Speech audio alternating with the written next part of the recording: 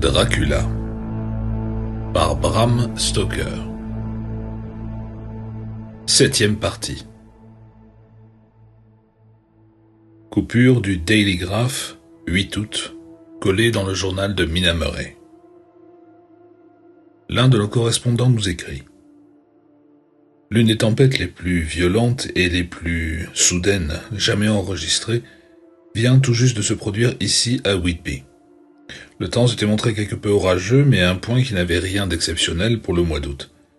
La soirée de samedi a compté parmi les plus belles que l'on ait connues, et la grande masse de vacanciers s'était mise hier en ordre de marche pour visiter les bois de Mulgrave, la baie de Robin Hood, Rigmill, Runswick, Staithes, ainsi que les divers sites à voir dans les environs de Whitby. Les vapeurs Emma et Scarborough ont longé la côte dans les deux sens, et l'on pouvait relever un nombre inhabituel de navettes à partir de Whitby. Ce fut une journée inhabituellement belle jusqu'à l'après-midi, jusqu'au moment où certains des amateurs de potins qui fréquentent le cimetière de la falaise de l'Est et qui, du haut de cette éminence où l'on voit tant de choses, observent le large espace maritime visible au nord et à l'est, ont fait valoir que des queues de chat avaient fait leur apparition haut dans le ciel et au nord-ouest. Le vent soufflait alors du sud-ouest avec la force faible qui, en langage barométrique, est classée numéro 2, brise légère. Le garde-côte de service le signala aussitôt, et un vieux pêcheur qui, depuis plus de 50 ans, observe les signes météorologiques depuis la falaise de l'Est, annonça d'une façon insistante l'arrivée d'une tempête soudaine. L'approche du coucher du soleil fut si belle, si majestueuse, avec ses masses de nuages aux couleurs splendides, qu'il se forma un grand attroupement sur la promenade longeant la falaise, dans le vieux cimetière, pour profiter de ce spectacle. Avant que le soleil ne plonge derrière la masse noire de Kettleness, qui, à l'ouest, barre hardiment le ciel, une myriade de nuages teintés de toutes les couleurs du couchant, rouge-feu, pourpre, rose, vert et violet, et toutes les nuances de l'or, accompagna son déclin. On voyait çà et là des masses dont les dimensions n'étaient pas immenses, mais qui semblaient d'une absolue noirceur, qui prenaient toutes sortes de formes et dont le contour était aussi net que celui de silhouettes colossales. Les peintres ont pu tirer parti de ce phénomène, et il ne fait pas de doute que certaines des esquisses du prélude à la grande tempête orneront les murs de l'Académie royale et de l'Institution royale en mai prochain. Plus d'un capitaine décida à ce moment précis que son cobble, ou sa mule, c'est ainsi en effet qu'il désigne les différents types de bateaux, resterait au port jusqu'à la fin de la tempête. Le vent retomba totalement pendant la soirée, et à minuit, il y eut un calme total, une chaleur accablante, et cette intensité envahissante qui, à l'approche du tonnerre, affecte les personnes d'une nature sensible. Bien peu de lumière était visible en mer, car même les caboteurs, qui ont pour l'habitude de serrer la terre de près, se tenaient très au large, et l'on ne voyait que quelques bateaux de pêche. La seule voile qu'on put remarquer était celle d'un trois-mâts étranger, toute voile déployée, qui semblait se diriger vers l'ouest. L'imprudence ou l'ignorance de ces officiers fournirent ample matière à commentaire aussi longtemps qu'il resta en vue, et l'on déploya maints efforts pour qu'il réduise la voilure face aux dangers qu'il affrontait.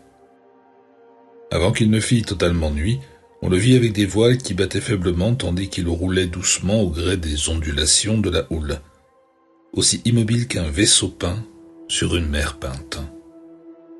Peu avant 10 heures, le calme régnant dans l'atmosphère devint presque oppressant, et il y eut un tel silence que l'on entendait distinctement le bêlement d'un mouton à l'intérieur des terres ou l'aboiement d'un chien en ville. Quant à l'orchestre sur la jetée qui jouait un air français entraînant, il faisait l'effet d'une note discordante dans la grande harmonie du silence de la nature. Peu après minuit, on entendit un son étrange qui venait de la mer et la survolait. Haut dans le ciel, l'air devint porteur d'un mugissement étrange, faible et caverneux. Puis, sans prévenir, la tempête éclata, avec une rapidité qui parut sur le moment incroyable, et que, même après coup, il est impossible de concevoir la nature sous tous ses aspects, fut soudain prise de convulsions. Les vagues s'élevèrent, en proie à une fureur grandissante, chacune surpassant sa voisine, si bien qu'au bout de quelques minutes, la mer, naguère encore lisse comme un miroir, ressemblait à un monstre rugissant et vorace. Des vagues à la crête blanche déferlaient furieusement sur les sables à fleur d'eau, et elles montaient à pleine vitesse à l'assaut des falaises escarpées. D'autres s'abattaient sur les jetées et elles recouvraient de leur écume les lanternes des phares qui se dressent à l'extrémité de chacune des 2 jetées du port de Whitby. Le vent rugissait tel le tonnerre et il soufflait si fort que c'est avec difficulté que des hommes, même vigoureux, parvenaient à rester debout ou qu'ils s'accrochaient aux étançons de fer. On jugea nécessaire d'évacuer totalement les spectateurs qui se pressaient sur la jetée, faute de quoi le nombre de morts de la nuit eût été maintes fois multiplié. Pour ajouter aux difficultés et aux dangers du moment, des masses de brume marine dérivaient vers l'intérieur des terres. Nuées blanches et humides passant telles des fantômes, si moites, si mouillées et si froides, qu'il n'était pas besoin d'un grand effort d'imagination pour se figurer que l'esprit de ceux qui avaient disparu en mer touchait leurs frères vivants, et avec les mains poisseuses de la mort. Beaucoup frissonnaient ainsi au passage des guirlandes de brouillard venues de la mer. Par moments, le brouillard se dissipait et l'on voyait la mer sur une certaine étendue grâce à la lueur de la foudre, qui frappait désormais à coups répétés, suivis de coups de tonnerre si soudains que là-haut, le ciel tout entier paraissait trembler sous la commotion des pas de la tempête.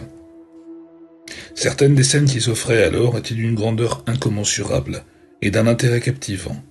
La mer qui se dressait, haute comme des montagnes, projetée vers le ciel, avec chaque vague de puissantes masses d'écume, dont la tempête paraissait se saisir pour les lancer dans l'espace en tourbillonnant. Ça et là, un bateau de pêche à la voile en lambeaux tentait en une course folle de se mettre à l'abri, avant la déflagration. De temps en temps, les ailes blanches d'un oiseau de mer secoué par la tempête. Au sommet de la falaise de l'Est, le nouveau projecteur était prêt à être expérimenté, mais n'avait pas encore été essayé. Ceux qui en avaient la responsabilité le mirent en état de fonctionner, et lorsque s'interrompait le brouillard venant vers le rivage, il en balayait la surface de la mer. À 1 ou 2 reprises, il rendit un fort grand service, par exemple, lorsqu'un bateau de pêche, le plat-bord dans l'eau, entra en hâte dans le port, le guidage de ce faisceau de lumière protectrice lui permettant d'éviter le danger de se briser contre les jetées. Chaque fois qu'un bateau retrouvait la sécurité du port, la foule massée sur la plage poussait un cri de joie, cri qui semblait un instant fendre la force du vent, avant que ce dernier ne le chasse dans sa course effrénée. Le projecteur ne tarda pas à faire apparaître à quelque distance un 3-mâts, toute voile déployée. C'est apparemment le même bâtiment que celui que l'on avait observé plus tôt dans la soirée. Le vent avait alors tourné à l'est et les spectateurs présents sur la falaise furent parcourus d'un frisson en comprenant à quel danger terrible le navire s'exposait désormais. Entre le port et lui s'étendait au radeau cette longue série d'écueils sur lesquels tant d'excellents navires sont allés, l'un après l'autre, à leur perte. Compte tenu de la direction d'où venait alors le vent, il lui était impossible de gagner l'entrée du port. On approchait alors de l'heure de la marée haute, mais les vagues étaient si grandes que l'on voyait presque dans leur creux les hauts fonds du rivage. Quant à la course du 3-mâts, toute vague déployée, elle était si rapide que, selon un vieux loup de mer, il allait bien arriver quelque part, fût-ce en enfer. Puis ce fut un nouvel assaut de la brume de mer, plus fort que tous ceux qui l'avaient précédé. Masse de brouillard moite qui semblait enserrer toute chose tel un drap mortuaire grisâtre, ne laissant aux hommes que le sens de l'ouïe dans le rugissement de la tempête, le fracas du tonnerre et le ronflement des puissantes lames perçaient cet écran humide plus fortement encore. Le faisceau du projecteur restait braqué sur l'entrée du port, à la hauteur de la jetée de l'Est, là où l'on attendait qu'il se heurtât, et les hommes retenaient leur souffle. Le vent tourna subitement au nord-est, et le reliquat de brume marine fut dissous dans la rafale. Puis, mirabile dictu entre les jetées, bondissant de vague en vague au fil de sa course effrénée, on vit l'étrange 3-mâts filer dans la rafale, toute voile déployée, et gagner la sécurité du port. Le projecteur le suivit et un frisson parcourut tous ceux qui l'observaient, car attaché à la barre il y avait un cadavre, tête pendante, qui se balançait d'avant en arrière à chaque mouvement du navire. Aucune autre figure n'était visible sur le pont. Chacun fut saisi d'une grande crainte lorsqu'on comprit que le navire, comme par miracle, avait trouvé le port sans être autrement gouverné que par la main d'un mort. Tous ces faits se produisirent pourtant en moins de temps qu'il n'en faut pour les décrire. Le 3-mâts ne s'arrêta pas, mais, traversant le port à toute allure, il se lança contre ce monceau de sable et de gravier projeté par maintes marées en tempête dans le coin sud-ouest de la jetée, qui s'avance en dessous de la falaise de l'Est, ici connue sous le nom de jetée de Tate Hill. Ce fut bien sûr un choc énorme lorsque le bâtiment s'échoua sur cette masse de sable. Une forte tension s'exerça sur chaque espar, sur chaque cordage, sur chaque auban, et une partie du gréement s'effondra dans un fracas. Mais le plus étrange fut que, au moment même où le navire atteignait le rivage, un chien immense venu de la soute jaillit sur le pont comme propulsé par le choc et que, poursuivant sa course, il sauta de la proue sur le sable. Se dirigeant tout droit vers la falaise escarpée, là où le cimetière est tellement en surplomb par rapport au chemin conduisant à la jetée de l'Est, que certaines des pierres tombales, on les appelle des tombes plates, dans le parler de Whitby, font littéralement saillie là où la roche de la falaise qui les soutenait s'est détachée. Le chien disparut dans l'obscurité qui semblait s'intensifier sitôt que l'on s'éloignait de la tâche du projecteur. Les circonstances voulurent qu'il n'y eût personne à ce moment-là sur la jetée de Tate Hill. Tous ceux dans la maison et à proximité immédiate se trouvaient en effet soit au lit, soit sur les hauteurs. Ainsi, le garde-côte de service du côté est du port, qui descendit aussitôt en hâte vers la petite jetée, fut-il le premier à monter à bord. Ceux qui maniaient le projecteur, après avoir scruté à fond l'entrée du port sans rien y voir, orientèrent ensuite le faisceau sur l'épave et l'y maintinrent. Le garde-côte courut vers l'arrière et lorsqu'il parvint à côté de la barre, il se pencha sur elle pour l'examiner et recula aussitôt, comme sous l'effet d'une brusque émotion. Cela parut stimuler la curiosité générale, et nombre de gens se mirent à courir. La distance n'est pas mince lorsqu'il s'agit de contourner la falaise de l'ouest, de franchir le pont-levis et de gagner l'entrée de la jetée de Tate Hill. Mais votre correspondant est un assez bon coureur, et il parvint à destination bien avant la foule. Lorsque j'arrivai cependant, je vis déjà regroupée sur la jetée une foule à laquelle le garde-côte et la police interdisaient l'accès à bord. Je dois à l'amabilité du responsable des embarcations d'avoir eu l'autorisation, étant votre correspondant, de monter sur le pont et je fis partie d'un petit groupe qui vit le matelot mort alors qu'il était encore à ce moment-là attaché à la barre. Il était compréhensible que le garde-côte fût surpris, et même terrifié, car un tel spectacle ne se voit pas tous les jours. L'homme était tout simplement ligoté par les mains, serré l'une contre l'autre à l'un des rayons de la barre. Entre la main du dessous et le bois se trouvait un crucifix, le chapelet auquel il était fixé, entourant à la fois les poignets et la barre. L'ensemble était retenu par les cordages qui attachaient le matelot. Le pauvre garçon avait peut-être été assis à un moment donné, mais le claquement des voiles et les coups qu'elle assénait avaient fait tourner la barre et l'avaient entraîné de part et d'autre, si bien que les cordages qui le liaient avaient entamé sa chair jusqu'à l'os. Cet état de choses fut consigné en détail et un docteur, J.M. Caffin, chirurgien domicilié au 33 East Elliot Place, arrivé aussitôt après moi, déclara, l'ayant examiné, que l'homme devait être mort depuis 2 bons jours. Il y avait dans sa poche une bouteille, soigneusement fermée par un bouchon, vide à l'exception d'un petit rouleau de papier qui s'est révélé être un supplément au journal de bord. Le garde-côte déclara que l'homme avait dû se lier lui-même les mains, serrant les nœuds avec les dents. Le fait qu'un garde-côte soit le premier monté à bord peut éviter plus tard quelques complications au tribunal de l'amirauté.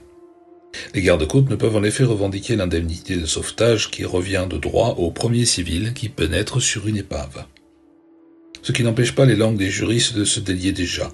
Un jeune étudiant en droit affirme hautement que les droits des propriétaires ont déjà été complètement sacrifiés, son bien étant détenu en infraction au statut de la main morte, puisque la barre, en tant que symbole, voire de preuve, de possession subrogée, est tenue par la main d'un mort.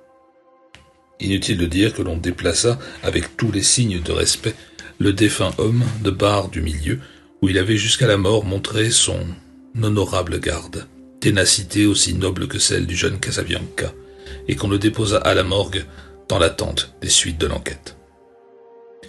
Déjà cette tempête subite est en train de s'éloigner, et elle se fait moins furieuse. La foule se disperse et chacun rentre chez soi. Le ciel commence à s'empourprer au-dessus des collines du Yorkshire. J'enverrai à temps pour la prochaine édition de votre journal de nouveaux détails concernant le navire sans équipage qui, si miraculeusement, a su gagner le port dans la tempête.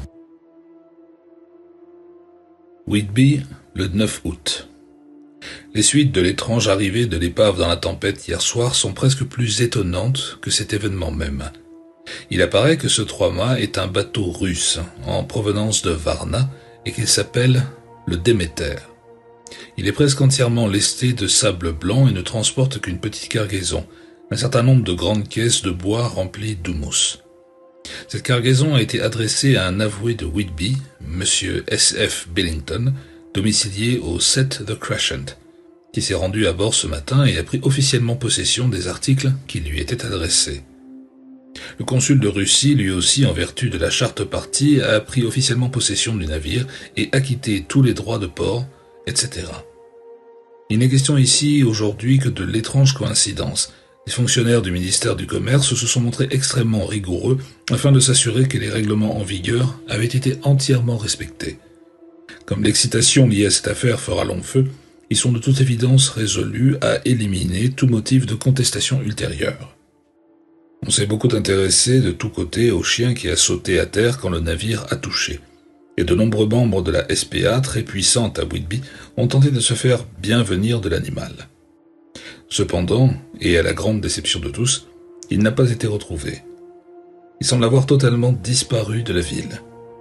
Peut-être a-t-il pris peur et s'est-il enfui à travers la lande où il reste caché en proie à la terreur. Certains n'envisagent pas cette possibilité sans épouvante, au cas où lui-même, plus tard, présenterait un danger, car c'est, de toute évidence, une bête féroce. Tôt ce matin, un grand chien, bâtard de dog anglais appartenant à un négociant en charbon, qui demeure près de la jetée de Tate Hill, a été retrouvé mort sur la route, en face de la cour de son maître.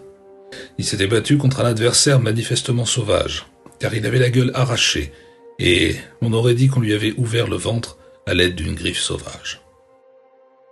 Grâce à l'amabilité de l'inspecteur du ministère du Commerce, j'ai eu l'autorisation d'examiner le journal de bord du Déméter, qui était en bon ordre, sauf pour les 3 derniers jours. Mais il ne contenait rien de particulièrement intéressant à l'exception de faits relatifs à la disparition des membres de l'équipage. Plus intéressant se révèle être cependant ce qui touche au papier trouvé dans la bouteille, présenté aujourd'hui lors de l'enquête. Jamais il ne m'a été donné de connaître récit plus étrange que celui que ces documents constituent lorsqu'on les associe. Comme il n'y a pas de raison de dissimuler quoi que ce soit, je suis autorisé à en faire usage. Je vous adresse, en conséquence, la retranscription, en n'omettant que des détails techniques qui concernent la navigation et la subrécargue. On a presque l'impression que le capitaine a été saisi d'une sorte de coup de folie avant de gagner le grand large, et que son état n'a cessé de s'aggraver d'un bout à l'autre du voyage. Bien sûr, mes déclarations doivent être prises comme grano quand j'écris sous la dictée d'un secrétaire de consul de Russie qui, compte tenu du peu de temps dont nous disposions, a eu l'amabilité de traduire pour moi. Journal de bord du Déméter, de Varna à Whitby, rédigé le 18 juillet. Des événements si étranges se produisent que je prendrai désormais des notes détaillées jusqu'à notre arrivée. Le 6 juillet, nous finîmes d'embarquer notre cargaison, du sable blanc et des caisses de terre. Nous appareillons à midi, vent d'est, frais. Équipage, 5 matelots, 2 officiers, le cuisinier, et moi, le capitaine. Le 11 juillet à l'aube, entrâmes dans le Bosphore. Des douaniers turcs montent à bord, un petit bec-chiche, tout se passe bien. Nous repartons à 4 heures de l'après-midi. Le 12 juillet, franchissement des Dardanelles. Encore des douaniers et vaisseau pavillon de l'escadre de surveillance. Encore un bec-chiche. Douaniers font leur travail à fond, mais rapidement. Ils veulent nous voir nous éloigner sans tarder. Le soir tombé, arrivé dans l'archipel. Le 13 juillet, nous passâmes le cap Matapan. Équipage contrarié par quelque chose. Il paraissait effrayé, mais refusait de s'exprimer. Le 14 juillet, eut quelques inquiétudes à propos de l'équipage. Les hommes, tous des garçons posés qui ont déjà navigué avec moi. Le second n'a pas pu comprendre ce qui n'allait pas. Ils lui ont seulement dit qu'il y avait quelque chose, puis se sont signés. Le second a perdu patience envers l'un d'eux et l'a frappé. Il m'attendait à une dispute féroce, mais tout est resté paisible. Le 16 juillet. Le second m'a signalé le matin qu'il manquait un membre de l'équipage, Petrovski. Ne pouvant l'expliquer, j'avais pris la nuit précédente le quart à bâbord 4 heures durant, relevé par Abramov, mais n'a pas rejoint sa couchette.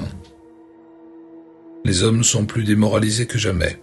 Ont tous dit qu'ils s'attendaient à quelque chose de cette sorte, mais ne voulurent rien dire d'autre que ceci. Il y a quelque chose à bord. Second de moins en moins patient avec eux, et craignait des problèmes à venir. Le 17 juillet, hier, l'un des hommes, Olgaren, est venu dans ma cabine et terrorisé m'a confié que selon lui, il y avait un inconnu à bord. Il m'a dit que durant son quart, il s'était abrité derrière le roof car il pleuvait à verse et qu'alors il avait vu un grand homme mince qui ne ressemblait à aucun des membres de l'équipage remonter l'escalier des cabines, aller vers l'avant du pont, puis disparaître. Il l'avait suivi avec attention, mais arrivant à la hauteur des joues du navire, n'avait trouvé personne, alors que les écoutilles étaient toutes fermées. Il était en proie à un accès de panique, de frayeur superstitieuse, et j'ai peur que cette panique ne soit contagieuse. Pour l'apaiser, je procéderai ce jour à une fouille minutieuse du bateau tout entier, de l'étrave à la poupe. Plus tard, ce même jour, je rassemblai tout l'équipage et lui déclarai, puisque tous les hommes pensaient à l'évidence qu'il y avait quelqu'un à bord, que nous procéderions à une fouille totale du navire. Colère de l'officier en second a dit que c'était une sottise et qu'en cédant à des idées aussi sottes, on démoraliserait les hommes. Il a dit qu'il se chargerait, avec un aspect, de les empêcher de faire des bêtises. Je l'ai laissé prendre la barre pendant que les autres commençaient à fouiller de fond en comble, tous en ligne, avec des lanternes. Nous avons inspecté le moindre coin du bâtiment. Comme il n'y avait que les grandes caisses de bois, il ne restait pas le moindre recoin où un homme aurait pu se cacher. Les hommes sont bien soulagés une fois la fouille terminée, et se remirent au travail plutôt joyeusement. L'officier en second est renfrogné, mais n'a rien dit de plus. Le 22 juillet. Gros temps ces 3 derniers jours. Tout le monde s'occupe des voiles. Pas le temps d'avoir peur. Les hommes semblent avoir oublié leur frayeur. Second, à nouveau de bonne humeur et bonne entente générale, a complimenté les hommes pour leur travail dans le mauvais temps. Nous avons passé Gibraltar et franchi le détroit. Tout va bien. Le 24 juillet. Il semblerait que le destin s'acharne sur ce bateau. Ayant déjà perdu un matelot, entrant dans le golfe de Gascogne avec temps agité en perspective. Et voilà que cette nuit nous perdons un autre homme. Disparu, comme le premier. Il a été relevé de son quart et on ne l'a pas revu. Pour tous les hommes, accès panique de frayeur. Ils ont remis une pétition signée en rond, demandant qu'on double l'écart, car ils ont peur d'être seuls. Violence du second. Craint qu'il n'y ait des difficultés, de son fait ou de celui des hommes, il va y avoir des violences. 28 juillet. 4 jours d'enfer, ballottés dans une sorte de maelstrom avec vent tempétueux. Personne n'a dormi. Tous les hommes exténués. Tout juste si j'arrive à organiser le quart, personne n'étant en état de continuer. L'autre second s'est porté volontaire pour la barre et le quart, laissant les hommes grappiller quelques heures de sommeil. Le vent diminue. La mer est encore terriblement grosse, mais on le sent moins, le navire étant plus stable. 29 juillet. Nouvelle tragédie. Quart simple, la nuit passée, car équipage trop fatigué pour quart double. À l'arrivée sur le pont de l'homme de quart ce matin, personne en vue, sinon homme de barre. A poussé de grands cris et tout le monde est venu sur le pont. Fouille de fond en comble, mais nous n'avons retrouvé personne. Privé maintenant de l'autre second et équipage est paniqué. Le second et moi sommes tombés d'accord pour être armés dorénavant et attendre le moindre indice pouvant éclaircir ce mystère. Le 30 juillet.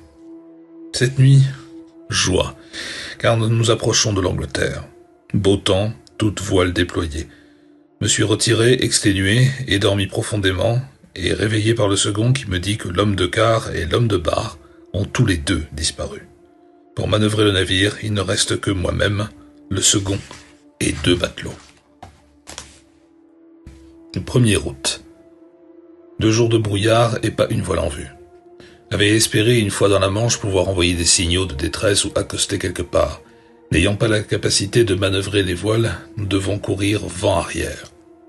Je n'ose pas amener les voiles, car ne pourrions pas les hisser de nouveau. Il semble que nous soyons en train de dériver vers quelque terrible destin. Maintenant, le second est plus démoralisé que les deux matelots.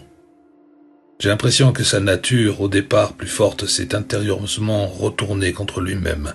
Les matelots ont dépassé le stade de la peur, travaillant sans réfléchir, patiemment, l'esprit préparé au pire.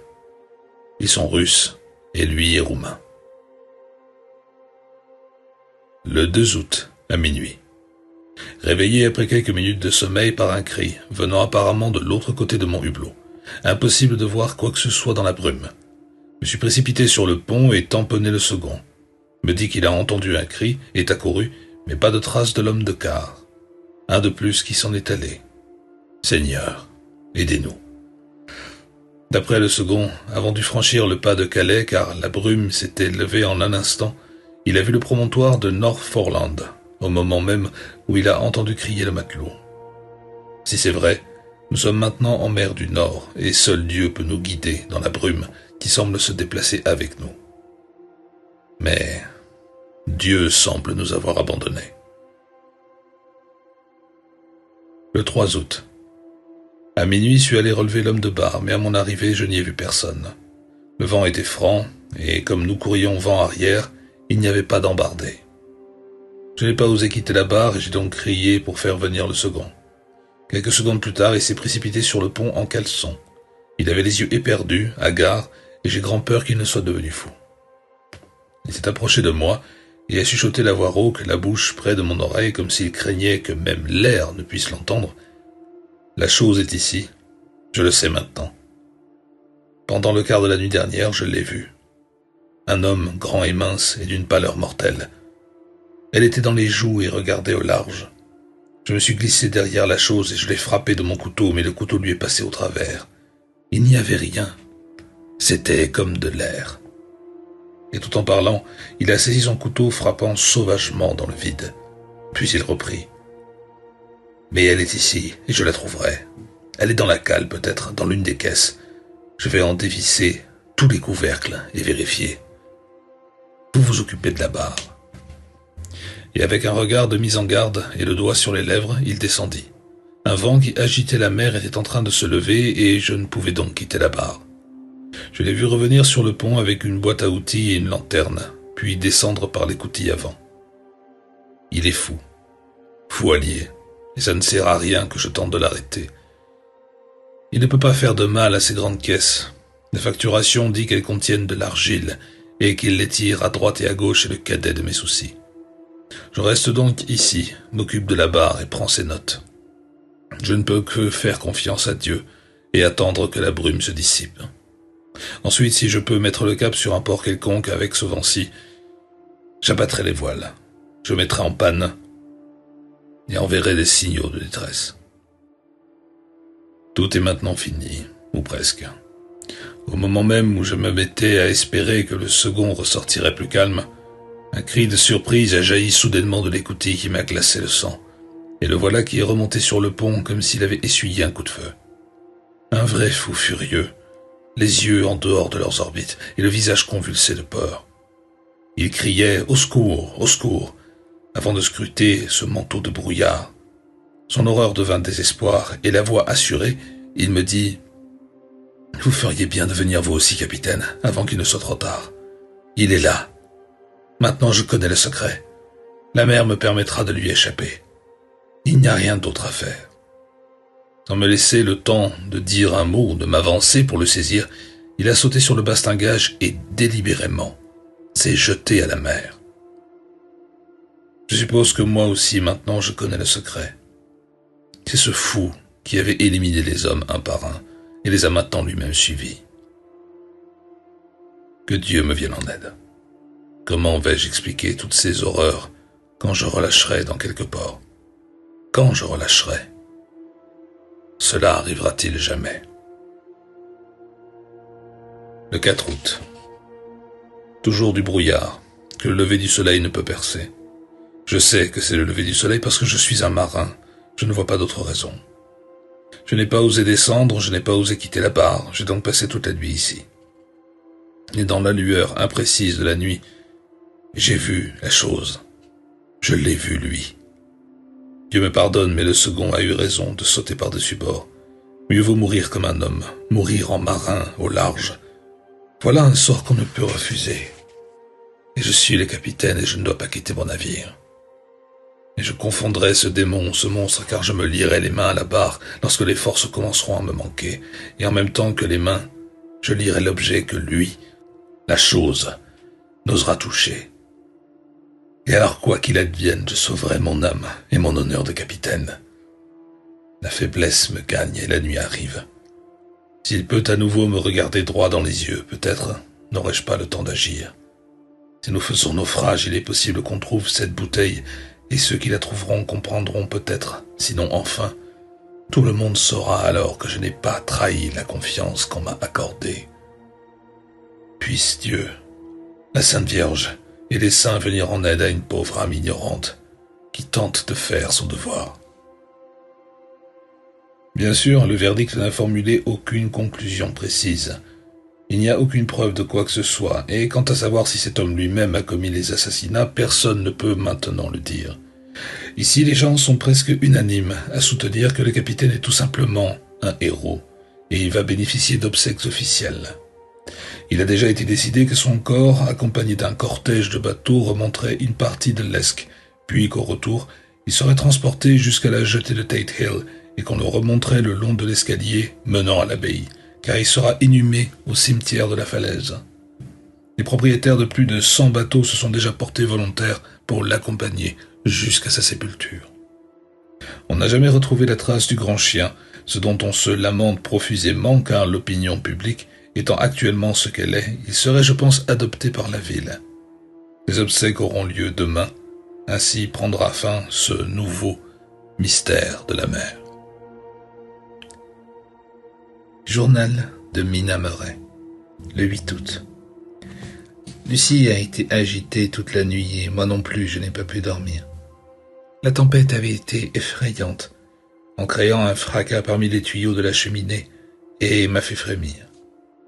Quand survenait une forte rafale, on aurait dit un coup de feu tiré au loin.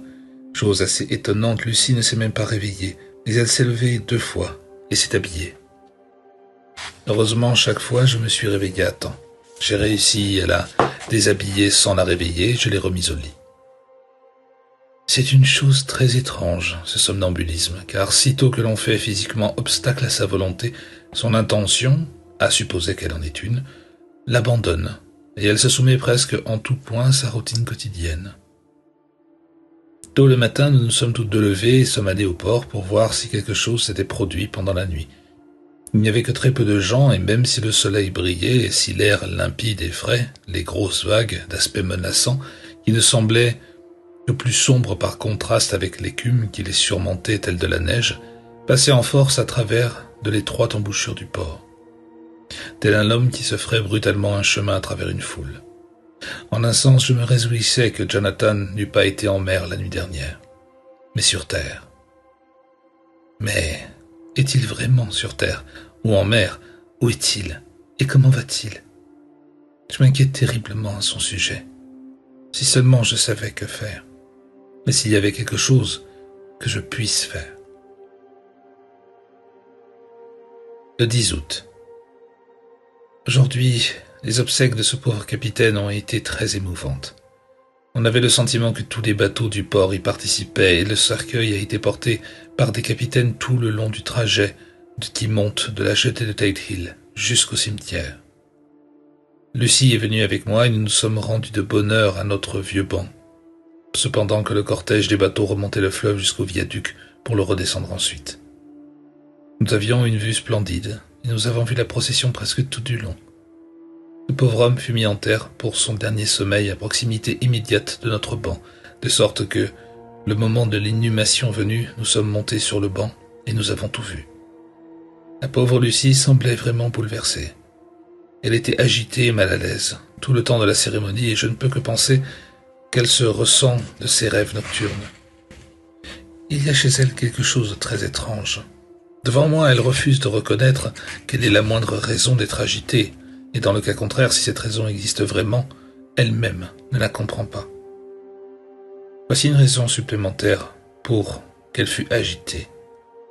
Ce matin, ce pauvre M. Swayze est retrouvé mort sur notre banc, la nuque brisée. Il est évident, comme a dit le docteur, qu'il est retombé sur le banc en proie à quelque accès de frayeur, car il y avait sur son visage un regard de peur et d'horreur dont ceux qui l'ont découvert ont dit qu'il les avait fait frissonner. Pauvre et cher vieillard. Peut-être a-t-il vu la mort de ses yeux d'agonisant. Lucie est si douce et si sensible qu'elle ressent les influences mystérieuses avec plus d'acuité que le commun des mortels. À l'instant même, elle s'est vivement émue d'une petite chose à laquelle je n'ai guère prêté attention, bien que j'aime beaucoup les animaux. L'un des hommes qui monte souvent jusqu'ici pour regarder les bateaux était suivi de son chien. Ce chien est toujours avec lui. L'un et l'autre sont des créatures paisibles et je n'ai jamais vu l'homme se mettre en colère ni entendu le chien aboyer. Pendant l'office, le chien ne voulait pas venir près de son maître qui était assis avec nous sur le banc, mais il se tenait à quelques mètres de là, à aboyer et à hurler. Son maître lui a d'abord parlé doucement, puis durement, puis avec colère, mais il ne voulait ni venir, ni cesser d'être bruyant. Il était comme en fureur, des yeux pleins de sauvagerie et tous les poils hérissés comme la queue d'un chat quand Minet prend le sentier de la guerre. L'homme finalement s'est lui aussi mis en colère, a sauté du banc pour donner des coups de pied au chien, puis il l'a pris par la peau du cou, le tirant à demi et le jetant sur la pierre tombale à laquelle est fixé le banc. Au moment où elle a touché la pierre, la pauvre bête s'est calmée et s'est mise à trembler de tout son corps. Le chien n'a pas essayé de s'en aller, mais s'est ramassé sur lui-même, en frissonnant et en se faisant tout petit. Dans sa terreur, il faisait tellement pitié que j'ai essayé, mais sans y parvenir, de le réconforter.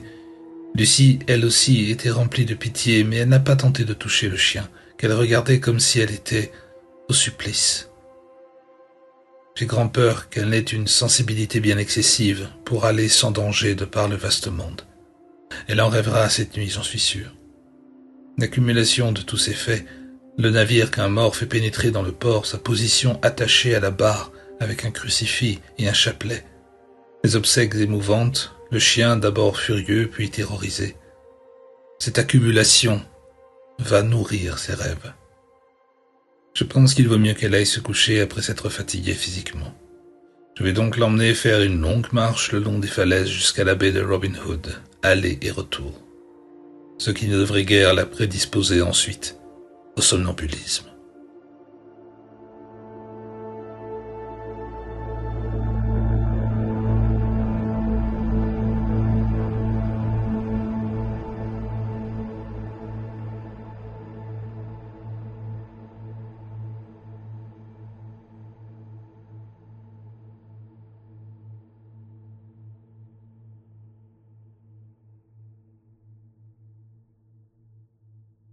She's small because I'm happy with my weight and I'm happy with the way I am, and that's all that matters. And I'm also healthy, so I don't think I need to do weight training and gym and all this.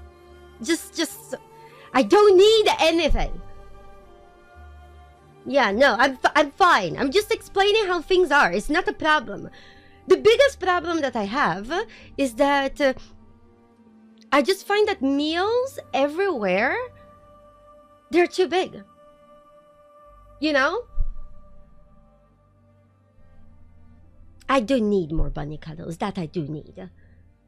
Thank you, Krista. Now you're right. That's actually something I need. Yeah, no, I'm fine. Again, my mom, she was also very skinny all her life, and she was during a time that people thought that being skinny was like awful and very ugly. So she had to take a weight increasing medication all her life that didn't do her any good. So no, I do not need to gain weight. I do not need to please anyone's eyes with how weight I am. I love my body. I'm happy the way I am. Done. And I feel like that everyone should feel the same about themselves, no matter how they are. As long as